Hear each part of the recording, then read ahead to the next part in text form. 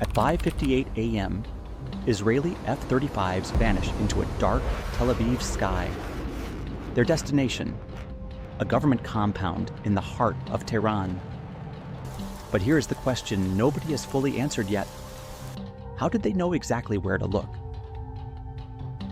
Before we get to the missiles, consider this. The level of intelligence precision behind this operation was extraordinary and deeply unsettling to anyone who understands how these things normally work. US and Israeli operatives had reportedly spent months hacking into Tehran's traffic surveillance network, compromising hundreds of cameras positioned across the city's major roads and government districts. Using AI-powered facial recognition software trained specifically on Khamenei's face, his known security personnel, and the vehicle convoys associated with his movements, analysts built a detailed, living map of his daily patterns. Where he went, what routes does he use, which buildings did he enter, how long did he stay? But here is what makes intelligence professionals raise their eyebrows. Technical surveillance alone, no matter how sophisticated, rarely delivers the kind of pinpoint operational certainty that this strike required. Cameras can tell you a convoy entered a compound. They cannot reliably tell you which specific room inside which specific building a target will occupy at a precise moment, or which other senior officials will be present at the same time. Multiple intelligence sources, speaking anonymously to journalists following the strike, have raised a possibility that Iran's provisional government is now actively and urgently investigating. Was there a human informant embedded somewhere in the system?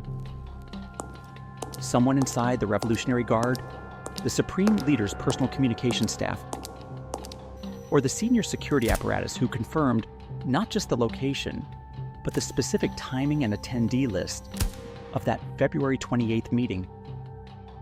The circumstantial evidence is difficult to dismiss. The strike hit not just the right compound, not just the right building, but apparently the right moment, when Khamenei and approximately 30 of Iran's most senior military and security officials happened to be gathered in the same location. That degree of specificity is extraordinarily rare. It is not the product of satellite imagery or intercepted radio signals alone. It reflects knowledge that typically only exists inside a room. Iran has since reportedly detained several senior security officials as part of an internal investigation into how the compound's schedule and occupant list were compromised. No arrests have been publicly announced. The question of whether a human source was involved, and if so, who they were and what motivated them, remains one of the most significant unanswered questions of this entire episode.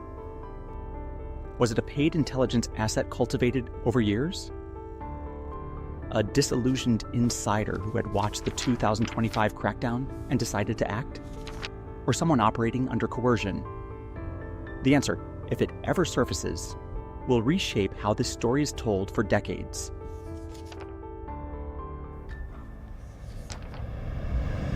To understand how February 28th arrived, you only need the condensed version of a very long and painful history. After Iran's 1979 revolution replaced a US-backed monarchy with an Islamic republic, Supreme Leader Ayatollah Khomeini declared America and Israel sworn enemies of the new state. That hostility was not incidental. It was structural, ideological, and deliberately maintained as a pillar of the republic's identity. His successor, Ali Khamenei, deepened and institutionalized that posture over 35 years in power. Iran funded and armed proxy forces across the Middle East. It developed a ballistic missile program, and it pursued nuclear enrichment, insisting the program was peaceful while the United States, Israel, and European partners grew increasingly skeptical. A 2015 nuclear deal temporarily eased the standoff. President Trump abandoned it in 2018. By 2025, the situation had deteriorated to a point of acute crisis. Israeli and American aircraft had already struck 3 Iranian nuclear facilities using bunker buster munitions, Iran's economy had collapsed under the weight of compounding sanctions, and mass protests had shaken the country's cities before being violently suppressed. The regime was wounded, isolated, and under pressure from multiple directions simultaneously. That combination, as history repeatedly shows, is precisely when intelligence windows open. Saturday, February 28, 2026, Tehran, 9:42 a.m. A government compound near Haft-e-Tir Square, housing administrative offices connected to the Iranian presidency, the National Security Council, and the Supreme Leader's staff, was hosting a scheduled high-level security meeting that morning. According to detailed reporting from the Financial Times and Scripps News, the CIA had been running a sustained tracking operation against Khamenei for months prior to the strike, methodically mapping his behavioral patterns and building a predictive model of his movements precise enough to anticipate, with high confidence, where he would be on any given day. The AI-driven camera surveillance network was the operational backbone of this effort. Hundreds of compromised traffic cameras across Tehran fed continuous footage into an analytical system that flagged convoy formations, identified known security personnel, and tracked movement signatures associated with senior leadership. When Khamenei's convoy was confirmed entering the compound on the morning of February 28th, and when additional intelligence, likely including the suspected human source, confirmed the simultaneous presence of dozens of senior officials, commanders made the decision to move the strike forward from its originally planned nighttime window. The opportunity was assessed as too precise and too rare to delay. Israeli F-35 Deer jets, already airborne and on station for over 2 hours, received updated targeting data. Long-range precision missiles struck multiple buildings within the compound in a rapid, sequenced salvo. The entire opening strike lasted under 30 seconds. Satellite imagery captured within hours showed catastrophic structural damage across several buildings. Thick black smoke was visible for kilometers. Geolocated footage recorded by civilians in surrounding streets confirmed the scale and location of the destruction. Ayatollah Ali Khamenei, 86 years old and supreme leader of the Islamic Republic for 35 years, died in the attack. Confirmed killed alongside him were Mohammad Bagheri, Chief of Staff of the Iranian Armed Forces, Ali Shamkhani, Head of the National Defense Council, Mohammad Pakpour, Commander of the Islamic Revolutionary Guard Corps, and Aziz Nasirzadeh, Iran's Defense Minister. Israeli officials stated in subsequent briefings that approximately 30 senior military and government figures were eliminated within the first half-minute of the operation. The mission was designated Roaring Lion by Israeli command and Epic Fury by the United States. Planning had been underway for months. Iranian President Masoud Pezeshkian survived because he was not present at the compound that morning.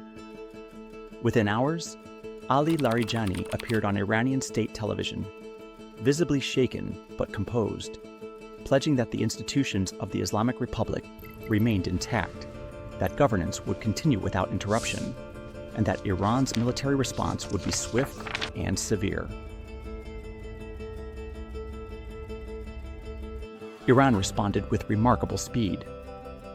Under the operational banner of True Promise 4, more than 200 ballistic missiles and armed drones were launched toward Israel within hours of the initial strike.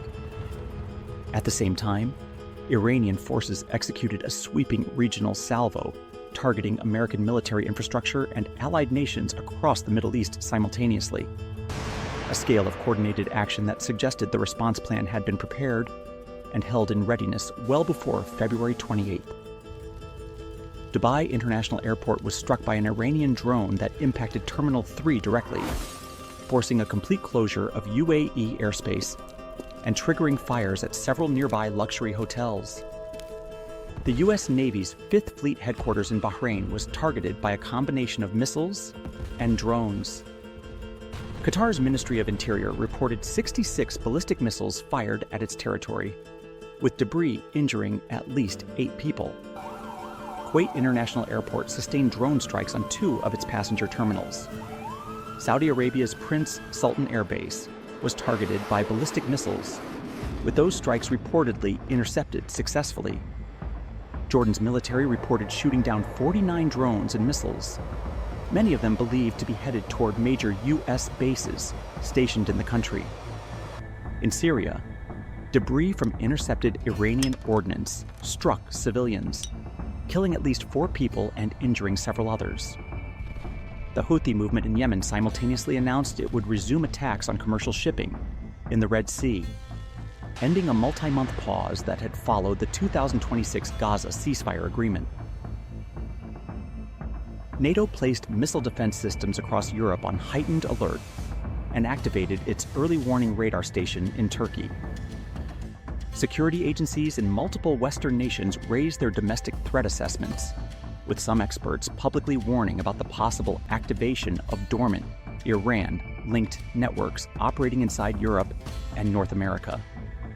Israel launched follow-on strike packages targeting Iranian air defense installations concentrated around Tehran, then committed a third wave involving close to 200 fighter jets, with the objective of degrading Iran's ballistic missile stockpiles as rapidly as possible before they could be fully deployed. The United States joined the broader offensive approximately 30 minutes after the initial leadership strike, with U.S. warships firing Tomahawk cruise missiles at targets in eastern Iran and American ground forces using artillery rocket systems against military command infrastructure across multiple locations. The casualties from this conflict are significant and continue to climb.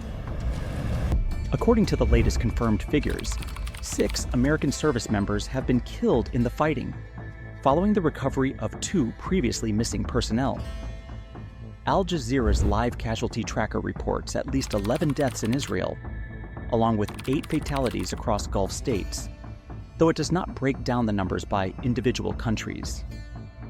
Inside Iran, the Red Crescent now reports 787 deaths since the strikes began, a figure that includes both military personnel and civilians. One of the deadliest single incidents occurred in Minab, Hormozgan province, where a strike on a girls' elementary school resulted in 165 deaths, most of them children, according to Iranian state media. This incident has drawn international scrutiny. The U.S. Central Command has announced an investigation, noting that the school is located adjacent to an Iranian naval facility. Independent verification of the casualty count remains ongoing. The legal and constitutional controversies are equally serious. President Trump authorized the strikes without seeking congressional approval, drawing immediate challenges from lawmakers on both sides of the aisle who argued the action violated the War Powers Act. International law scholars have challenged the administration's framing of the operation as a defensive necessity, noting that Iran's ballistic missiles were assessed at a maximum range of approximately 2,000 kilometers, posing a genuine threat to neighboring states, but not to the American homeland, and that Iran was estimated to remain years away from a deployable nuclear weapon. Under those assessments, critics argue the operation qualifies as a preventive war rather than a defensive one, a category broadly considered illegal under international law and typically condemned by the international community precisely because, as one analyst put it, if every nation struck adversaries whenever they judged them temporarily vulnerable, the world would exist in a state of permanent conflict.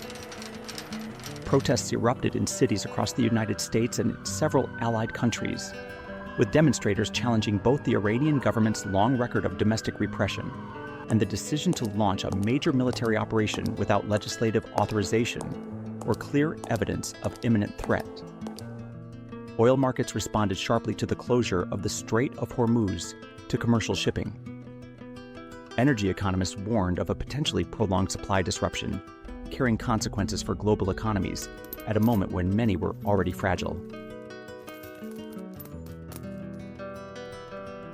Inside Iran, the public response has been genuinely divided in ways that reflect the country's deep internal fractures. Some communities mourned. Others, particularly among the younger generation that lived through the brutal suppression of the 2025 protests, responded with something closer to relief or cautious hope, though the situation remains too volatile and too dangerous for open expression of either sentiment in most places. The Assembly of Experts, the body holding formal constitutional authority to select a new supreme leader, has not announced a decision. Several names are circulating privately within Iran's political and religious establishment. The selection will carry enormous consequences, not just for how Iran governs itself domestically, but for its foreign policy posture, its relationship with its regional proxies, and whether it pursues or abandons its nuclear ambitions going forward. That choice will define the Islamic Republic's next chapter in ways that February 28th cannot fully determine on its own. Iran's provisional government has pledged publicly and repeatedly to continue military operations and has shown no indication of seeking a ceasefire. Strikes on Israeli and U.S.-linked targets in the region are ongoing. The full shape of what comes next remains unclear. What is certain is that February 28, 2026 marked a fundamental rupture, the end of a leadership that had defined the Islamic Republic for over 3 decades, and the violent opening of a period whose outcome no one can yet predict with confidence.